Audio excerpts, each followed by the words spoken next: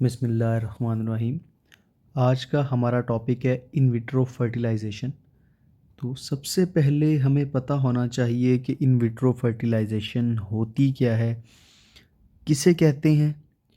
क्यों करवाई जाती है और कैसे होती है और इसमें अल्ट्रासाउंड का क्या रोल है। तो basically in vitro fertilisation assisted reproductive technology का एक पार्ट है, उसके अंदर आती है, जिसके अंदर इन्वेसिव प्रोसीजर के थ्रू जो है फर्टिलाइजेशन का प्रोसेस करवाया जाता है। सिंपल इसकी अंडरस्टैंडिंग ये है कि ओवरीज में से एग एक्सट्रैक्ट किए जाते हैं। इन एग को एक्सट्रैक्ट करने के बाद लैब के अंदर फर्टिलाइज करवाया जाता है विद द स्पर्म, और फिर इनसे जो एम्ब्रियो बनता है या इनसे जो मोरूला बनता है उसको वापस इम्प्लांट कर देते हैं यूट्रस के अंदर, ताकि वो वहाँ पर ग्रो कर सके। ये प्रोसीजर उन पेशेंट्स के लिए होता है जिनको फर्टिलिटी रिलेटेड इश्यूज होते हैं, या कुछ ऐसे पेरेंट्स के लिए होता है जो प्रेग्नेंट तो होना चाहते हैं लेकिन उनकी मेडिकल कंडीशन ऐसी होती है कि अगर वो प्रेग्नेंट हो जाएं तो वो प्रेगनेंसी को आइदर सपोर्ट नहीं कर सकते या उनकी अपनी ज़िंदगी को उसमें ख़तरा होता है। तो ऐसे कंडीशंस के अंदर जो है बायोलॉजिकल एक दूसरी मदर तलाश की जाती है, जिसमें जो एक्चुअल जो एग है वो स्पर्म है, वो तो एक्चुअल कपल उस कपल का लिया जाएगा जो जो बच्चा पैदा करना चाहते हैं, लेकिन उसके लिए एक समझ लें कि एक बायोलॉजिकल मदर चाहिए होती है जिसे सैरोगेसी बोलते हैं या सैरोगेट मदर बोलते हैं। तो उस वो वाला प्रोसीजर भी इन विट्रो फर्टिलाइजेशन के थ्रू ही होता है। तो इसके अंदर दो और जो मोडेलिटीज़ हैं उसके अंदर गैमीट इंट्राफ्लॉपियन ट्रांसफ़र या गिफ्ट है, और इसके अलावा जाइगोट इंट्राफ्लॉपियन ट्रांसफ़र या गिफ्ट है, जिसमें गैमीट और जाइगोट की जो है वो ट्रांसफ़र करवाई जाती है विद इन द यूट्रस। तो आईवीएफ कहाँ कहाँ पे यूज़ हो सकता है, किन किन पेशेंट्स के अंदर यूज़ हो सकता है और कब यूज़ हो सकता है। नंबर वन, कि अगर फ्लॉपियन ट्यूब्स ब्लॉक हो, अगर फ्लॉपियन ट्यूब्स क्या हों, ब्लॉक हों, तो उस वक़्त ये यूज़ हो सकता है। अब फ्लॉपियन ट्यूब के ब्लॉक होने का क्या मसला है, आपको पता है एग ने जब भी रिलीज़ होना है ओवरी से, एग ने जब भी ओवरी से रिलीज़ होना है तो उसने रिलीज़ होकर कहाँ पे आना है, विद इन द फ्लॉपियन ट्यूब्स। तो फ्लॉपियन ट्यूब्स वो पॉइंट है जिस जगह पर जो है एग स्पर्म्स का वेट करेगा, और इसी जगह पर आके एग जो है स्पर्म के साथ कनेक्शन बनाएगा, और यहीं पर कंसेप्शन का प्रोसीजर होगा, और यहीं पे जो है वो जाइगोट की फॉर्मेशन होगी। लेकिन अगर किसी पॉइंट से किसी वजह से ये फ्लॉपियन ट्यूब ब्लॉक हो, ये फ्लॉपियन ट्यूब क्या हो, ब्लॉक हो, और या एग स्पर्म जो है वो मार्क ही ना कर सके एग की तरफ, या अगर मार्क कर ले एग की तरफ और एग के साथ फर्टिलाइजेशन भी हो जाए, कंसेप्शन भी हो जाए, लेकिन ये एग ने इम्प्लांट होना होता है फंडस के अंदर, ठीक है, यूट्रस के अंदर, फंडस में, एंडोमीट्रियम के अंदर। तो ये अगर पहुंच ही ना सके इधर तक, ठीक है, रास्ते में क्योंकि ब्लॉकेज है, बिल्कुल फ्लॉपियन ट्यूब जो है वो बिल्कुल नैरो हो गई है, तो इस जगह से इस पोजीशन के अंदर प्रेगनेंसी नहीं होगी, प्रेगनेंसी का अमल रुक जाएगा। तो इस तरह के केसेस के अंदर प्रेगनेंसी किस तरीके से हो सकती है, इन विट्रो फर्टिलाइजेशन इसमें हेल्प कर सकती है कि यहाँ से जो है इस पॉइंट से एग को ले लिया और बाद में इस पॉइंट पर डिलीवर कर दिया, और दरमियान वाला जो इफ़ेक्टेड एरिया था उसको ओवरकम कर लिया। इसके अलावा अगर मेल के अंदर डिक्रीज स्पर्म काउंट है, या कंसंट्रेशन स्पर्म की कम है, या स्पर्म की मोटेलिटी कम है, या स्पर्म का साइज़ कम है, या उसकी शेप जो है वो ख़राब है, तो ये सारे वो प्रोसीजर्स हैं, ये सारे जो है वो अवामिल हैं जिनकी वजह से फर्टिलाइजेशन नहीं हो पाती, नॉर्मली तौर पर कंसेप्शन नहीं हो पाती विद इन द यूट्रस, जिसकी वजह से हमें असिस्टेड रिप्रोडक्टिव टेक्निक्स का सहारा लेना पड़ता है, यानी कि आर्टिफिशियल मीडिया के अंदर स्पर्म की जो है वो स्पर्म को मिलाना पड़ता है विद द ओवम, जिसकी वजह से कंसेप्शन हो सके। तो ये उन पेशेंट्स के लिए में ज़्यादातर होता है जिनके कपल्स के अंदर जो है स्पर्म का काउंट बहुत ज़्यादा कम हो, 40% से कम हो।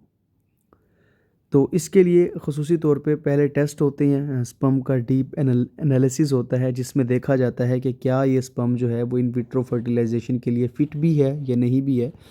अब तो मज़ीद जो है एडवांस जो है वो मोडेलिटीज़ आ गई हैं, न्यू न्यू ट्रीटमेंट टेक्नोलॉजीज़ आ रही हैं, जिसमें इवन टेस्टीज़ के कट सेक्शन से भी जो वहाँ पे सेमिनल वेसिकल्स के अंदर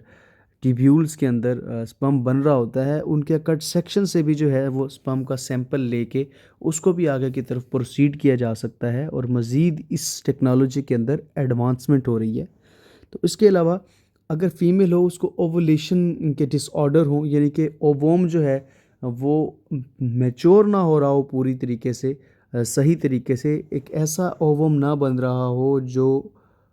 कंसेप्शन के लिए ज़रूरी हो, या उसके पास जो है वो जो इंजाइम्स हैं, वो जो मटेरियल है, जो बायोकेमिकल सब्सटेंसेस होते हैं, वो उस तरीके से ना हो जो कंसेप्शन के लिए हेल्प करते हैं, तो उस कंडीशन के अंदर भी असिस्टेड रिप्रोडक्टिव टेक्निक्स हेल्प करती हैं। अगर प्रीमेच्योर ओवेरियन जो है वो फेलियर हो जाए, ओवरी सही तरीके से प्रोड्यूस ना कर रही हो एग्स, या एग का जो काउंट हो वो बहुत कम हो, या बड़े ही इरेगुलर किस्म के जो है वो साइकिल चल रहा हो, बहुत ज़्यादा डिस्टर्ब साइकिल हो, जिसके अंदर कभी भी नहीं कहा जा सकता कि किस वक्त जो है वो फॉलिकल मैच्योर होगा, तो उस कंडीशन के अंदर ये हेल्प करती हैं। इसके अलावा अगर यूट्राइन फाइब्राइड्स हों तो कैसे, फाइब्राइड्स की वजह से कैसे, आप अब देखें ये यूट्रस का मैंने एक इमेज बनाया है, ये एक साइड में बना रहा हूँ। तो फॉर एग्ज़ाम्पल अगर उस पॉइंट पर फाइब्राइड हो जिस जगह पर ये फ्लॉपियन ट्यूब यूट्रस के साथ कनेक्ट कर रही है, यानी कि कॉर्नस के पॉइंट के ऊपर, तो ये कॉर्नल फाइब्राइड हो गया इस जगह पर, फंडस के पॉइंट के ऊपर। तो ये फाइब्राइड क्या करता है, मुकम्मल तौर पर ब्लॉक कर देता है फ्लॉपियन ट्यूब की एंट्री को विद इन द यूट्रस, के फ्लॉपियन ट्यूब के अंदर जो भी कंटेंट है, आइदर वो फर्टिलाइज्ड ओवम है या एग है, तो वो नहीं आ सकता यूट्रस के अंदर, और ना ही स्पर्म यहाँ से जो है वो इस पॉइंट पर एम्पुला के पास जा सकता है, जिस जगह पर एग जो है वो वेट कर रहा है स्पर्म का। तो इस कंडीशन के अंदर भी हमें असिस्टेड रिप्रोडक्टिव टेक्निक्स में जिस तरह के आईवीएफ है उनका सहारा लेना पड़ता है।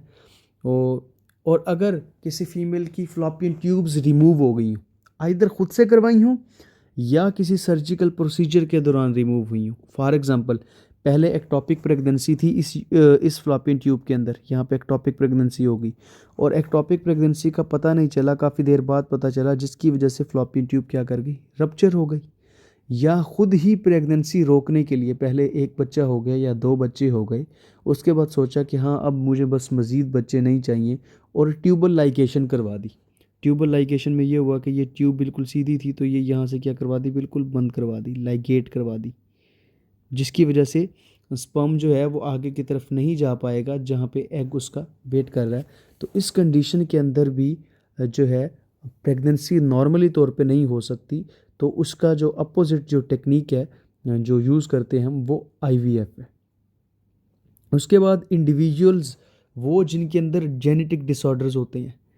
ऐसे पेरेंट्स जो हाई रिस्क पर हों जेनेटिक डिसऑर्डर्स के, कज़न्स मैरिज हों जिनके अंदर बड़ी फैमिली से चलती आ रही हो कज़न्स मैरिज, और उनके अंदर ख़ुद जो है वो फैमिली के अंदर बड़ी हिस्ट्री हो जेनेटिक डिसऑर्डर्स की, तो उन इंडिविजुअल्स के अंदर ये प्रॉब्लम हो सकती है। तो उनके अंदर क्या किया जाता है कि फ़ीमेल से जो है वो एग एक्सट्रैक्ट किया जाता है, मेल से जो है वो स्पर्म एक्सट्रैक्ट किया जाता है। इन दोनों को एक्सट्रैक्ट करने के बाद आर्टिफिशियल मीडिया के अंदर मिलाया जाता है, और फिर इनकी स्क्रीनिंग की जाती है। इनको कुछ देर रखा जाता है आर्टिफिशियल इन्वायरमेंट के अंदर, और उस इन्वायरमेंट के अंदर देखा जाता है और स्क्रीनिंग की जाती है कि क्या जो ग्रोइंग एम्ब्रियो है उसके अंदर कुछ ऐसा जेनेटिक मेकअप तो नहीं बन रहा जो आगे जाके जेनेटिक डिसऑर्डर की शक्ल इख्तियार कर ले। तो ऐसी कंडीशन के अंदर भी जो है वो करवाया जाती है आईवीएफ। ये प्रोसीजर हमें 100% तो नहीं बता सकता कि जेनेटिक डिसऑर्डर होगा या नहीं होगा, लेकिन बहुत सारे जेनेटिक डिसऑर्डर्स की स्क्रीनिंग इसके थ्रू पॉसिबल हो जाती है। और अगर तो जेनेटिक डिसऑर्डर नहीं निकले तो जो है वो फर्टिलाइज्ड ओवम जो होता है उसको इम्प्लांट कर दिया जाता है विद इन द यूट्रस। और अगर जेनेटिक डिसऑर्डर निकल आए तो फिर डेफिनेटली उसको जो है वो इम्प्लांट नहीं किया जाता। तो अगर अनएक्सप्लेन्ड इनफर्टिलिटी हो, ऐसी इनफर्टिलिटी कि जिसकी काज मालूम ना हो रही हो, सब कुछ ठीक है बिल्कुल लेकिन फिर भी प्रेगनेंसी नहीं हो रही, स्पर्म काउंट भी ठीक है, पीरियड्स भी बिल्कुल ठीक हैं, ओवुलेशन भी सही टाइम पर हो रही है, एग का साइज़ भी बिल्कुल ठीक है, तो फिर भी जो है उस कंडीशन के अंदर हो रही हो तो उस वजह से भी जो है प्रेगनेंसी नहीं होगी, और जिसके लिए हमें असिस्टेड रिप्रोडक्टिव टेक्निक्स यानी कि आईवीएफ का सहारा लेना पड़ेगा। अगली चीज़ है एंडोमेट्रियोसिस। एंडोमेट्रियोसिस क्या होता है कि जो एंडोमेट्रियल टिश्यूज़ होते हैं वो outside the uterine cavity grow करना शुरू कर देते हैं, जैसा कि फ्लॉपियन ट्यूब्स और ओवरीज वगैरह। तो अगर ये ओवरीज वगैरह पे भी ग्रो करना शुरू कर दें तो इनकी वजह से ओवेरियन जो है वो हार्मोन्स जो है वो अनस्टेबल हो जाते हैं। ठीक है, तो उनके अनस्टेबल होने की वजह से जो है वो प्रेगनेंसी पे बहुत ज़्यादा इफ़ेक्ट पड़ता है और नॉर्मली तौर पे प्रेगनेंसी प्रोसीड नहीं कर पाती, जिसकी वजह से बाज़ केसेस के अंदर जो है एंडोमेट्रियोसिस के केसेस के अंदर अगर प्रेग्नेंट होना ज़रूरी हो तो तब जो है आईवीएफ का सहारा लिया जाता है। अब आईवीएफ के अंदर रिस्क फैक्टर्स क्या क्या है? आईवीएफ के अंदर रिस्क फैक्टर्स ये हैं कि मल्टीपल बर्थ्स हो सकती हैं। मल्टीपल बर्थ्स क्यों हो सकती हैं? याद रखें, जब भी आईवीएफ होगा तो आईवीएफ करवाने के लिए सबसे पहले मेडिकेशन दी जाती हैं पेशेंट को। उस मेडिकेशन का मकसद ये होता है कि फीमेल की ओवरी के अंदर एक से ज़्यादा एग मैच्योर हो जाएं एक वक्त में। नॉर्मल साइकिल में क्या होता है, एक वक्त में एक एग मैच्योर होता है। इसमें हम करते हैं कि एक से ज़्यादा एग मैच्योर हों और उन एग्स को एक्सट्रैक्ट कर लेते हैं बाहर की तरफ। ठीक है, ताकि अगर प्रोसेसिंग के दौरान कोई एक एग ख़राब हो जाए या कंटेमिनेटेड हो जाए तो उसकी जगह दूसरा यूज़ किया जा सके, बजाय इसके कि बार बार हर मंथ जो है इस साइकिल को रिपीट किया जाए। तो एक ही दफ़ा एग ज़्यादा निकाल लिए जाएं ताकि उनको बाद में प्रोसीड करने के अंदर आसानी हो काफ़ी ज़्यादा। ठीक है, तो इसी तरह जब प्रोसीड हो जाते हैं तो एम्ब्रियो भी एक से ज़्यादा इम्प्लांट करते हैं हम। एक से ज़्यादा एम्ब्रियो इम्प्लांट करते हैं। ये हर जगह का, हर हॉस्पिटल का, हर कंट्री का डिफरेंट क्राइटेरिया है कि कितने एम्ब्रियो इम्प्लांट करने हैं यूट्रस में, क्योंकि हर एक एम्ब्रियो नॉर्मली तौर पर इम्प्लांट नहीं होता, सक्सेसफुल नहीं होता। इस वजह से एक से ज़्यादा करते हैं, 2 या 3 एम्ब्रियो करते हैं इम्प्लांट, लेकिन 3 से ज़्यादा इस वजह से नहीं करते क्योंकि अगर तीनों स्टेबल हो जाएं तो प्रेगनेंसी के अंदर बहुत ज़्यादा कॉम्प्लिकेशंस आ जाती हैं। अगर ट्विन प्रेगनेंसी भी हो तो उसमें भी बहुत ज़्यादा कॉम्प्लिकेशंस होती हैं। तो इसी वजह से उसको क्लोजली जो डॉक्टर है वो मॉनिटर करता है कि इसकी ग्रोथ कैसी जा रही है। तो जो बिल्कुल स्टेबल होता है वो ग्रो कर जाता है, दूसरा ख़त्म हो जाता है। और अगर जो है पेशेंट के फॉर एग्ज़ाम्पल 5 जो है वो एक्सट्रैक्ट किए गए थे और 5 एम्ब्रियो बने, तो 5 में से 2 आप इम्प्लांटेशन के लिए भेज रहे हैं, तो बाकी के जो 3 हैं वो सेव कर लेते हैं, उन्हें फ्रीज़ कर लिया जाता है बाद के यूज़ के लिए, कि बाद में अगर कभी प्रेग्नेंट होना चाहें या अगर यही फेल हो जाए तो उसके बाद उन 3 को यूज़ किया जा सकता है। अब बाद में यही जो पेरेंट्स हैं, जो कपल्स हैं, इन्हीं 3 जो एम्ब्रियो हैं इनको किसी और कपल को सेल भी कर सकते हैं, इवन ये रिसर्च पर्पस के लिए भी दे सकते हैं। ये टोटली उन पेरेंट्स की विश के ऊपर है कि वो उसके साथ कैसा करना चाहते हैं। तो डेफिनेटली ये एक जो है एक स्टडी है जो साबित करती है, थोड़ा सा बड़ा लो डिफाइन करती है कि जो बेबीज़ आईवीएफ के थ्रू पैदा होते हैं उनकी जो डिलीवरी है वो वक्त से थोड़ा सा पहले हो जाती है। इसी वजह से उन्हें प्री टर्म डिलीवरी कहते हैं, और उनका बर्थ वेट जो है वो स्लाइटली लो होता है उन फीटसेस की निस्बत जो नॉर्मली तौर पे पैदा हुए हैं। इसके अलावा ओवेरियन हाइपर स्टिमुलेशन सिंड्रोम जो है वो हो जाता है उन मेडिकेशंस की वजह से जो हम ओवरीज के अंदर देते हैं, जिसकी वजह से एक से ज़्यादा फॉलिकल एक वक्त के अंदर ग्रो करते हैं। इस सिंड्रोम के इफ़ेक्ट्स तो ज़्यादा लॉन्ग टर्म नहीं होते, लेकिन हो भी सकते हैं कुछ पेशेंट्स के अंदर। तो अगर लॉन्ग टर्म हो तो ये सबसे ज़्यादा वेट गेन का और जो है ब्रीदिंग प्रॉब्लम्स का जो है वो बाइस बनते हैं। वेट गेन इसकी वजह से बहुत ज़्यादा होता है। मिसकैरेज होने के चांसेस जो है वो कितने हैं अगर आईवीएफ का प्रोसीजर करवाया जाए? आईवीएफ का प्रोसीजर के अंदर मिसकैरेजेस के चांसेस उतने ही हैं जितनी एक नॉर्मल प्रेगनेंसी के अंदर होते हैं। अगर आईवीएफ के लिए हम करवा रहे हैं और आईवीएफ कर रहे हैं और आईवीएफ के अंदर फ्रेश जो है वो एम्ब्रियो यूज़ कर रहे हैं, फ्रेश एम्ब्रियो का यहाँ पे मतलब ये है कि फ्रीज हुआ एम्ब्रियो ना हो, वो एम्ब्रियो जो अभी के एग और स्पर्म की कंसेप्शन से बना हो उससे ही इम्प्लांट कर रहे हैं। और उसके इम्प्लांट करने के जो बाद जो चांसेस होते हैं मिसकैरेजेस के वो 5 to 15% होते हैं, वही जो नॉर्मल प्रेगनेंसी के अंदर जो है होते हैं नॉर्मली। लेकिन अगर मैटरनल एज ज़्यादा है, फीमेल की एज 35 ईयर से ज़्यादा है, तो उस कंडीशन के अंदर इस मिसकैरेज के चांसेस ज़्यादा से ज़्यादा हो जाते हैं। याद रखें, मैटरनल एज जो है वो प्राइमरी फैक्टर है जिसकी बेस के ऊपर आईवीएफ का सक्सेस रेट डिपेंड करता है और डिपेंड करता है कि उसके जो है वो मिसकैरेजेस होने हैं या नहीं होने। तो एग रिट्राइवल प्रोसीजर के दौरान जो है वो कॉम्प्लिकेशंस हो सकती हैं, यानी कि जब हम इस ओवरी से नीडल के थ्रू जो है एग को निकाल रहे होंगे तो इस दौरान में जो पेन, जो डिस्कम्फर्ट, नोज़िया, वोमिटिंग, ब्लोटिंग और ब्लीडिंग वगैरह थोड़ी सी हो सकती है। तो वो कॉम्प्लिकेशंस जो हैं वो जनरली थोड़ी सी फील हो सकती हैं पेशेंट को। इसके अलावा एक्टोपिक प्रेगनेंसी हो सकती है। इन विट्रो फर्टिलाइजेशन के अंदर के इम्प्लांट किया था हमने जो है एम्ब्रियो, तो वो जाकर फंडस में इम्प्लांट होने की बजाय इंटरस्टिशियल रीजन में या कॉर्नस के पास इम्प्लांट हो गया, या लो जो है वो सर्विक्स के पास जो जाके इम्प्लांट हो गया, लो इम्प्लांटेशन होगी उसकी, तो उसकी वजह से भी एक्टोपिक प्रेगनेंसी बन जाती है। बर्थ डिफेक्ट्स एज सच जो है वो किसी भी रिसर्च से इतने साबित नहीं है, लेकिन स्टार्ट की रिसर्च थोड़ी सी सेंसिटिविटी इसमें दिखाती थी, बोलती थी कि इन विट्रो फर्टिलाइजेशन से होने वाले जो फीटसेस हैं उनके अंदर जो है वो बर्थ डिफेक्ट्स के जो चांसेस हैं वो थोड़े से ज़्यादा होते हैं। लेकिन बाद वाली स्टडीज़ ने इसको थोड़ा सा इग्नोर किया, मज़ीद इसके अंदर स्टडीज़ जारी हैं। इसके अलावा कैंसर वगैरह का एज सच कोई खतरा नहीं है, ना ही इतना डिफेक्ट्स वगैरह का इन विट्रो फर्टिलाइजेशन के अंदर कोई चांस होता है। ठीक है, इन विट्रो याद रखें, इन विट्रो फर्टिलाइजेशन एक बहुत ही एक्सपेंसिव प्रोसीजर है जिसे बार बार नहीं करवाया जा सकता। तो इस वजह से जो भी डॉक्टर इसे परफॉर्म करता है वो निहायत एहतियात के साथ और बड़ी एक्यूरेटली इसको परफॉर्म करता है। इसका जो रेट है अगर मैं आपको पाकिस्तानी रुपीज़ के अंदर बताऊं तो मिनिमम जो एक्सपेंसेस है वो 4 मिलियन के करीब या 40 लाख के करीब जो है वो बनते हैं, जो मिनिमम एक्सपेंसेस हैं इसके इन विट्रो फर्टिलाइजेशन के। इन विट्रो फर्टिलाइजेशन काम कैसे करता है, होता कैसे है? तो सबसे पहले पेशेंट को मेडिकेशन दी जाती हैं जिस मेडिकेशन की वजह से ओवरी के अंदर एक से ज़्यादा फॉलिकल बनते हैं, और फिर बाद में अल्ट्रासाउंड गाइडेंस के अंदर,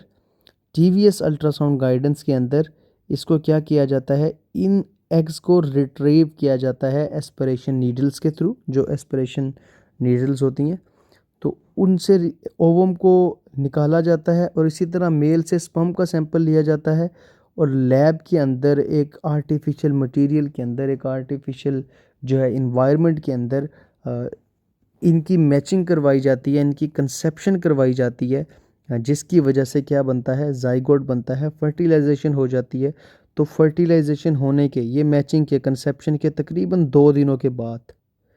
ठीक है, 2 दिनों के बाद जो है फिर क्या करते हैं, फिर दोबारा से अल्ट्रासाउंड गाइडेड प्रोसीजर के अंदर नीडल के थ्रू इन एम्ब्रियोज़ को जो है वो यूट्रस के अंदर क्या कर देते हैं, इम्प्लांट कर देते हैं ताकि वो मज़ीद वहाँ पे ग्रो करे। तो यहाँ पे ये जो है वो ओवरी है, ओवरी के फॉलिकल है, ओवरी का आप साइज़ देख रहे हैं कि ओवरी का साइज़ यहाँ पर कितना बड़ा है। यूट्रस को हमने क्या रखना होता है, थोड़ा सा साइड के ऊपर रखना होता है यहाँ पे, ताकि यहाँ से एंगल जाए और ओवरीज हमें बड़ी अच्छी सी और क्लियर नज़र आ जाए, ठीक है। और इसी तरह ये नीडल ओवरी के अंदर जाती है और यहाँ से जो है फॉलिकल के अंदर जाती है और जो है एग जो है वो रिट्राइव कर लेती है, ठीक है। और इसी तरह बाद में यही प्रोसीजर सेम रिपीट होता है दोबारा, जब एग को जो है जो फर्टिलाइज्ड ओवम होता है या जिसे हम बोलें कि एम्ब्रियो होता है, उसे दोबारा से प्लेस किया जाता है। तो ये देखें, ये टीवीएस की प्रोब है और टीवीएस की प्रोब के साथ ही कैथीटर की इंसर्शन हुई है, जिसने जाना है ओवरी से रिट्राइव करने हैं एग्स। इसी तरह ये हमारे पास एम्ब्रियो को प्लेस करने का जो है वो प्रोसीजर है, जिसमें हमने ट्रांसवजाइनल अल्ट्रासाउंड करते हुए एक कैथीटर पास किया हुआ है विद इन द वजाइना, ठीक है। और कैथीटर जी क्या है, यूट्राइन कैविटी के अंदर जा रहा है और यहाँ पर जाकर इम्प्लांटेशन कर रहा है, इसको छोड़ रहा है एम्ब्रियो को, जिसने वहाँ पे जाके इम्प्लांटेशन कर लेनी है और ताकि प्रेगनेंसी जो है वो आगे की तरफ प्रोसीड कर सके। याद रखें, जब भी आप आईवीएफ के स्कैनिंग के लिए देख रहे होते हैं या प्री आईवीएफ मोस्टली तौर पे जो है वो डॉक्टर एडवाइस करता है कि आईवीएफ से पहले एक ट्रांसवेजाइनल अल्ट्रासाउंड आपने करवाना है, ताकि उसमें देख सकें कि फॉलिकल ग्रो कर रहे हैं कि नहीं ग्रो कर रहे। तो ये किसी किस्म की जो है वो पॉलीसिस्टिक ओवरीज नहीं है, ना ही कोई कम्प्लेक्स सिस्टिक लीजन है ओवरीज के अंदर। ये मल्टीपल फॉलिकल्स बने हुए हैं, ये मल्टीपल छोटे छोटे फॉलिकल्स बने हुए हैं विद इन द ओवरीज, ताकि ओवरीज के अंदर से इनको रिट्रीव किया जा सके और इनको रिट्रीव करके दोबारा यूट्रस के अंदर इम्प्लांट किया जा सके, जिसके बाद जो है वो प्रेगनेंसी आगे की तरफ प्रोसीड कर सके। तो सबसे इम्पॉर्टेंट काम जो है वो यही होता है अल्ट्रासाउंड गाइडेंस के अंदर, कि इसको सबसे पहले तो आइडेंटिफाई करना है कि आइदर जो है वो फॉलिकल ग्रो कर भी रहे हैं कि नहीं कर रहे। तो जब फॉलिकल ग्रो कर गए तो फॉलिकल ग्रो करने के बाद से ये सारा प्रोसीजर जो है वो स्टार्ट होता है, जो यूजुअली तौर पे एक गायनेकोलॉजिस्ट करती हैं, और गायनेकोलॉजिस्ट के साथ एक रेडियोलॉजिस्ट या एक टेक्नोलॉजिस्ट जो है सोनोग्राफिक प्रोसीजर्स के अंदर जो है वो डॉक्टर को असिस्ट करता है, वो देखता है कि प्रोब की प्लेसमेंट कहाँ पे होनी है। तो याद रखें, जब प्रोब की प्लेसमेंट की बारी आनी है तो प्रोब को हमने बिल्कुल ओवरीज को देखने के लिए यहाँ पे वजाइना की लेटरल वॉल के साथ एडजस्ट करना है, लेटरल वॉल पे प्रेशर देना है, बिल्कुल सामने ही नहीं देना, क्योंकि अगर बिल्कुल सीधा देंगे तो हमें ओवरीज विजुअलाइज नहीं होगी। जैसे हमने पढ़ा था टीवीएस के अंदर कि हम ओवरीज को किस तरीके से विजुअलाइज करेंगे, उसी तरीके से हमने आईवीएफ के दौरान में जब हमने प्रोब की मैनिपुलेशन करनी है तो बिल्कुल उसी तरह ओवरीज के पास रखना है। होपफुली आप सब लोगों को समझ आया होगा कि आईवीएफ क्या है, आईवीएफ क्यों करते हैं, आईवीएफ क्यों ज़रूरी है, और इसमें अल्ट्रासाउंड किस किस्म की हेल्प कर रहा है। अगर आपका कोई क्वेश्चन है तो कमेंट्स में ज़रूर पूछिएगा।